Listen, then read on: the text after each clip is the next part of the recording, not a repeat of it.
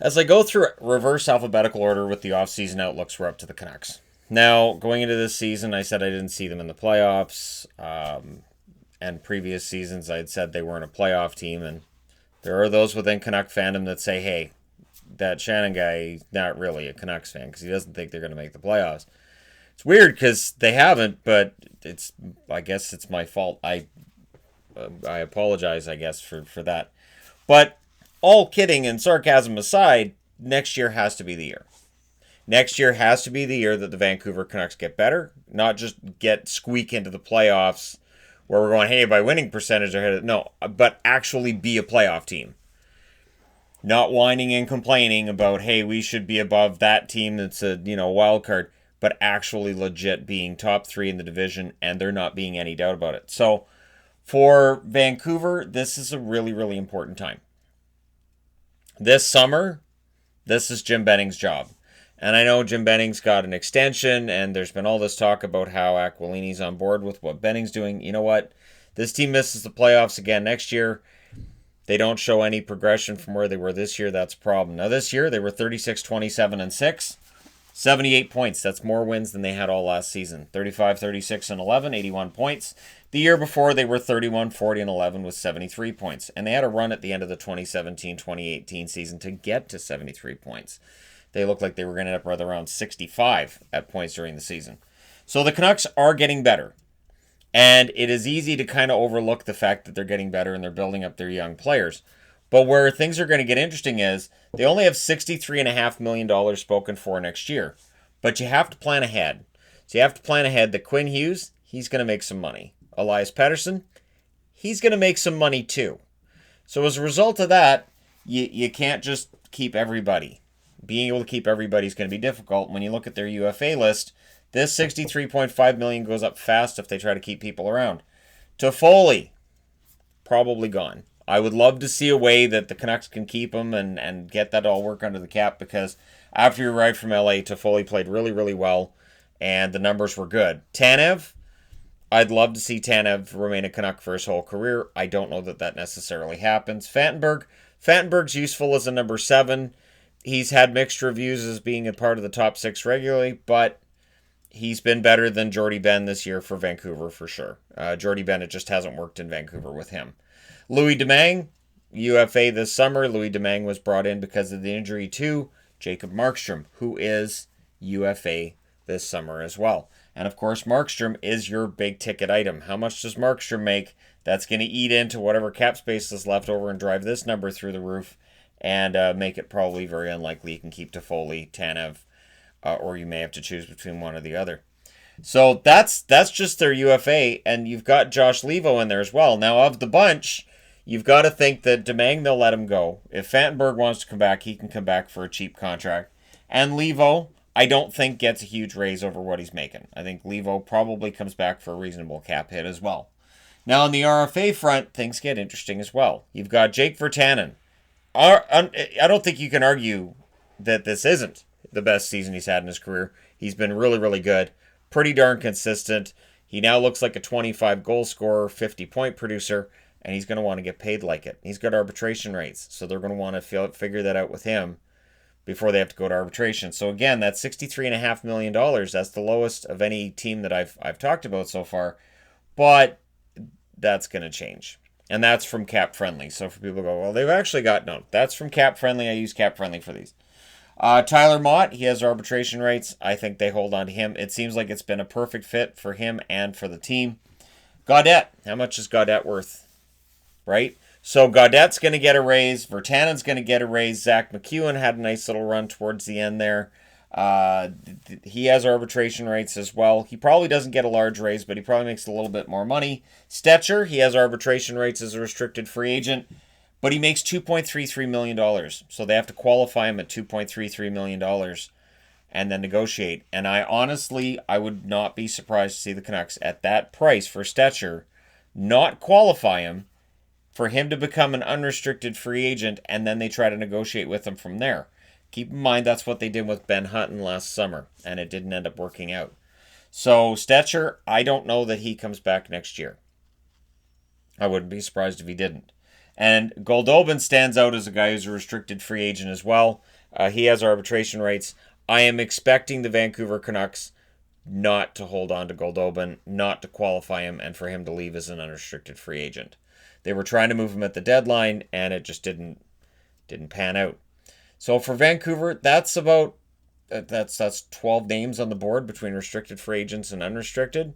That's a lot of uncertainty for a team that needs to build on this. Needs to not just skid into the playoffs and maybe get in by the skin of their teeth, but actually look like a pretty darn good team getting in there. Threaten for first place and stay there. Like that's the challenge. It's easy to forget the Canucks kind of nosedived towards the end of the season before we got into this pause. And if we come out of this pause and everybody's healthy, I don't know that necessarily favors Vancouver. To be completely blunt, I don't know that favors Vancouver a whole lot. Because, again, they were sitting below the playoff line. And, yeah, we'll see. The best contract on this team, I don't know that you can't argue it's JT Miller. The funny thing is, JT Miller was traded to Vancouver by Tampa. They needed to make some cap space. Miller was the fall guy for them. $5.25 million until 2023. That is a very reasonable cap hit for a guy who's scoring over a point a game as a Vancouver Canuck this year. Now, I don't expect him to score over a point a game in other seasons with Vancouver. This, to me, is a career year.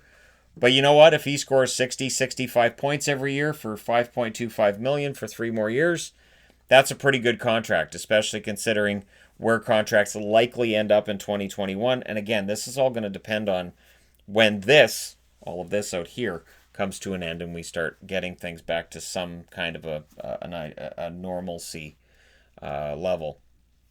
The worst contract, I had to go with Louis Eriksson. Now, you can argue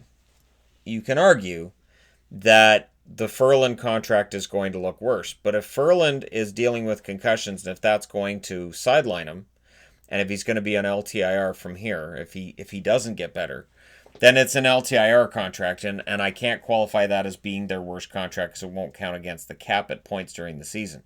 It does hurt them in other areas, yes. But the Louis Eriksson contract is $6 million through 2022, and to me that one stands out as being probably the worst one on the team. And I know people are going to say, well, Myers is worse. See, Myers had a good year, though. Tyler Myers had a good year for Vancouver, and he did do for Vancouver what I think was envisioned when Benning picked him up. So I cannot have Myers on there as the worst contract and stand here with a straight face and defend it. I can defend Eriksson as being the worst contract because while people liked Eriksson this year and they talked about how Eriksson was playing better, he still wasn't putting up points. He still wasn't getting goals unless it was an empty net situation. Louis Eriksson is a black hole offensively, and at $6 million a year, that stands out. Maybe a great guy in the locker room, really popular, I don't know, but that contract still stands out. So, rookies. Now, you've got to keep in mind that they're going to lose at least a couple of players you have to think off this list. Rookies, I don't know how much room there's going to be on the Canucks. As the team gets better, as the team is expected to be a playoff team next year, I expect this team to be in the playoffs next year. Just saying right now, this is where I start picking up the pressure. Last year, I was like, they'll get better. And I said, they could very well be one of those teams that just barely misses the playoffs. I didn't see them as being in, but I didn't think they were going to be as bad either. This coming season, it has to be better. They have to be at least a 40, 45 win team. They have to be top 3 in their division. I would think anything less than that would be seen as somewhat of a failure. So there won't be much room for rookies.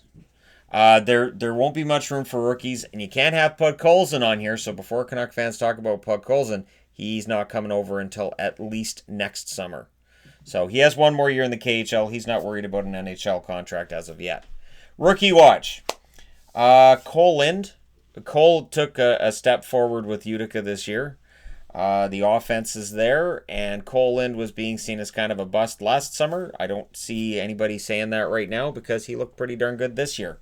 So this summer looks different than last summer. Olli Juolevi, can he stay healthy? There were Canuck fans that wanted Juolevi to get called up during the season when he didn't. I understood why the Canucks were keeping him in Utica because You want to make sure that he has a chance to get on a roll and stay on it. And then this year in training camp, that's when you give him that chance. You say, all right, you can get into a top 6 role. And if he can play a top 6 role, that could influence their desire to bring back other defensemen. Maybe the development of Brogan Rafferty means that they let Tanev Fantenberg just expire as is and go. And maybe Rafferty gets into a top 6 spot next year. Because Rafferty was one of those ones that we're talking about as well. And Josh Tevez isn't on the board, but he definitely could find himself pushing his way into the lineup for the Canucks this coming season. Michael DiPietro, well, that depends on Jacob Markstrom, right? So if Markstrom stays with the Canucks, then DiPietro's not going to be called up. If it's Markstrom and Demko, there's a chance one of them ends up in Seattle, and DiPietro's the backup, not this coming season, but the season after. DiPietro, pretty encouraging season in Utica, and so the Canucks' future in net looks pretty bright. So even if Demko doesn't end up living up to the advanced billing, DiPietro very well may, and he may end up being that dreaded goalie of the future. I just say dreaded because goalie of the future can be the kiss of death. Mark McKellis, who was picked up off the NCAA free agent heap, and we'll see whether or not he's able to make that step. Now, I've heard it pronounced McKellich and McKellis, and I'll just say McKellis and whatever. We'll see in the fall. We'll see in the fall what they call him. But he would have had games with the team before the end of the season if we played the rest of the season on time. And, because that's usually what happens with the NCAA guys. They'll get into a few games at the NHL level. NHL teams want to figure out what they have. And so we'll see whether or not he's part of the story. And again, these players could cloud what Benning and the team does with the rest of the contracts. It's going to be interesting to see how they stay under the cap, and you have to plan ahead. So you can't spend just straight to the cap. You can't give everybody extensions and go, well, we'll just be a cap team, because then when Pettersson's up, which is next year, then you're in a deep hole, because the odds of being able to keep Pettersson and keep the team together becomes really, really difficult to foresee. And of course, then you got Quinn Hughes coming up not long after that. So the Canucks have to think ahead. They have to think ahead to how they're going to keep Hughes for long term and Pettersson for long term. I have to think both the player and the team are going to want as long of a contract as possible in both cases. And that's going to tell you a lot about where the Canucks go from here. But next year, they should be a playoff team. They should be a better team. What they've gone through over the last few years, all the pain and anguish Canuck fans have been through, should be worth it next season. But we'll see. Let me know your thoughts in the comment section below as always. Don't forget to hit like and subscribe if you're browsing your ways for you just happened upon this video. Thank you guys so much for watching, for all your support. I will talk to you again soon.